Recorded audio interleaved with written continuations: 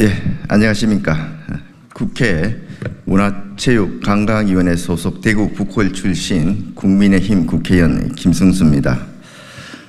저는 오늘 대한축구협회의 홍명보 국가축구대표팀 감독 선임을 둘러싼 축구인과 국민들의 강한 불신과 심각한 우려를 전달하고 감독 선임 재검토를 촉구하기 위해 이 자리에 섰습니다.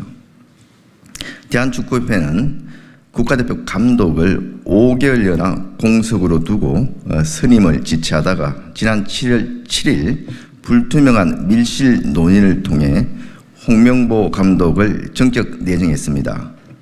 이후 축구인은 물론이고 많은 국민들로부터 홍 감독 선임 과정의 절차적 하자와 불미스러운 언행으로 물의를 일으킨 전력이 있는 홍 감독 내정에 대해 비난이 들끓고 있는 상황에서 한마디 해명조차 없이 불과 며칠 만에 정기 이사회도 아닌 이사회 서면 의결로 선임을 강행했습니다.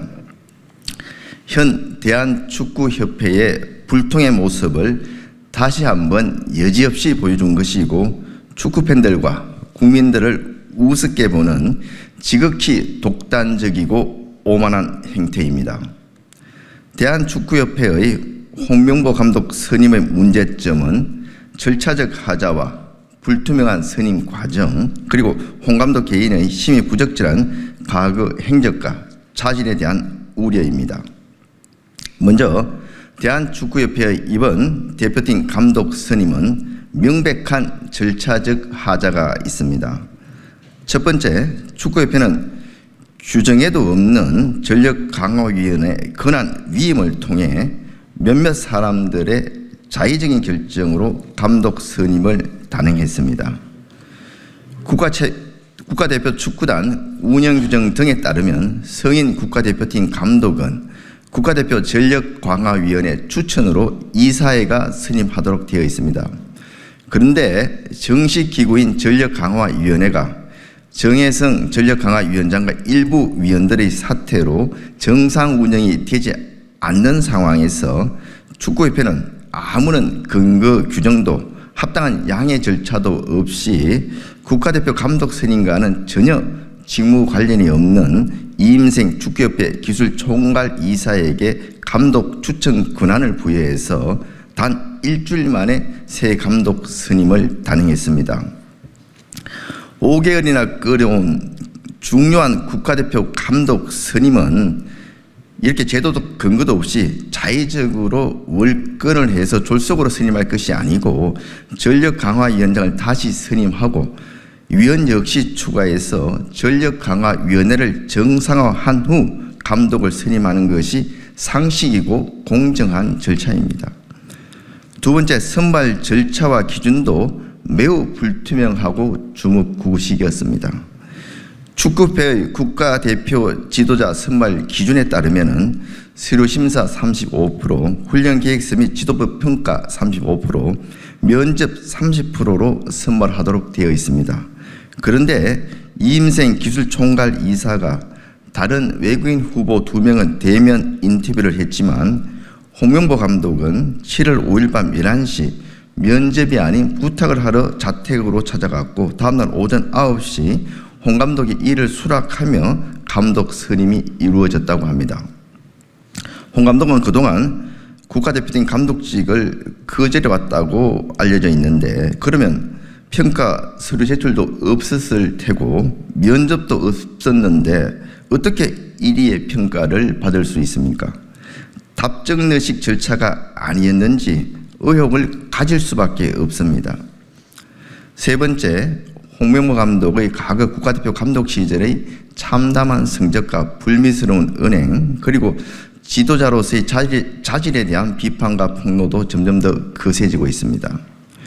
홍명보 감독은 과거 2014년 국가대표 감독 시절 선수 급 나누기 발언, 인맥 축구 논란 등으로 분란을 일으키더니 브라질 월드컵에서 단 1승도 하지 못한 처참한 성적을 거뒀으며 월드컵 16강 탈락 바로 다음 날 브라질 현지 여조금원까지 있는 식당에서 음주 가무 회식을 한 것이 언론에 공개되며 국민들의 큰 분노를 자아냈습니다. 홍명보 축구 국가대표 감독 선임에 대해 평소 협회의 활동에 말을 아끼던 축구 레전드들조차 비판을 이어가며 그 수위를 높여가고 있습니다. 축구협회 전력강화위원회 소속으로 활동하던 박주호 위원은 홍 감독의 선임은 절차 안에서 이루어진 것이 아니다. 내부에서 활동한 실무자인데도 몰랐다며 울분을 토했고, 이영표 해설위원은 원래 절차대로라면 기존에 있는 전력강화위원들과 소통을 하고 난 후에 발표했어야 한다면서 그 과정이 생략됐다는 것이 가장 큰 문제라고 지적했습니다. 박지성 전북현대 디렉터 역시 축구협회의 체계를 바로 세우고 앞으로 나아갈 것이라는 기대는 5개월 전이 마지막이었다. 지금은 체계 자체가 완전히 무너졌다며 강도 높게 비판하고 있습니다. 우리 축구 국가대표 레전드들까지 모두 나서 쓴소리를 하고 있다는 점을 축구협회는 무겁게 받아들여야 할 것입니다. 이번 축구협회의 독단적인 홍 감독 선임 과정과 국민적 비난에도 아랑곳하지 않는 행태를 보면 이문열 작가의 우리들의 일그러진 영웅에 나오는 무책임한 단임과 그의 비호 아래 전행을 일삼는 반장 음석대를 연상케 합니다. 대한축구협회는 지난해에도 승부 조작, 폭행, 금전 비리 등 각종 비행위 징계자 100명을 규정까지 바꿔가며 기습적으로 사면을 시도하는 국민의 정서와 눈높이에 전혀 맞지 않는 공정과 상식에 벗어난 어처구니없는 행위로 엄청난 질타를 받았습니다. 저도 이 자리에 서서 강력히 규탄한 바 있습니다.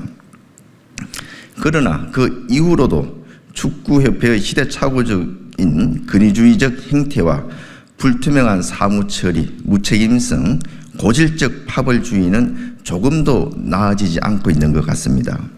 위약금이 100억 원에 달한다는 클리스만 전 감독의 먹튀 논란, 40년 만에 올림픽 예선 탈락, 한 수 아래로 평가하던 아시안 국가팀에도 완패하는 무기력, 여기에 이번 감독 선임 사태까지 이어지며 대한축구협회에 대한 국민들의 신뢰와 기대는 완전히 바닥으로 떨어졌습니다.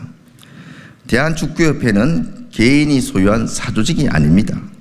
국가를 대표하고 전 국민의 염원을 담아 연간 300억 원의 국민 세금도 투입되고 운영되는 공적 단체입니다.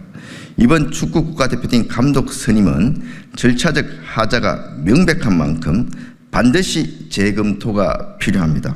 수많은 축구인들과 국민들의 의혹과 비판을 받고 있는 이번 감독 선임 사태에 대해 축구협회의 명확한 해명과 책임 있는 조치를 강력히 촉구합니다. 축구협회에서 투명하고 공정한 절차를 통한 납득할 만한 해명과 조치가 이루어지지 않을 경우 저는 국민들의 알 권리 보장과 진상 규명을 위해 올해 국정감사 시 관계자들을 정인으로 출석시켜 사실관계를 철저히 따져 물을 것입니다. 축구인들과 국민들의 신뢰 회복을 위한 대한축구협회의 능동적이고 자발적인 조치가 신속히 이루어지지 않을 경우 대한체육회와 문체부가 직접 나서서 축구협회의 대대적인 고강도 혁신 방안을 마련해야 할 것입니다.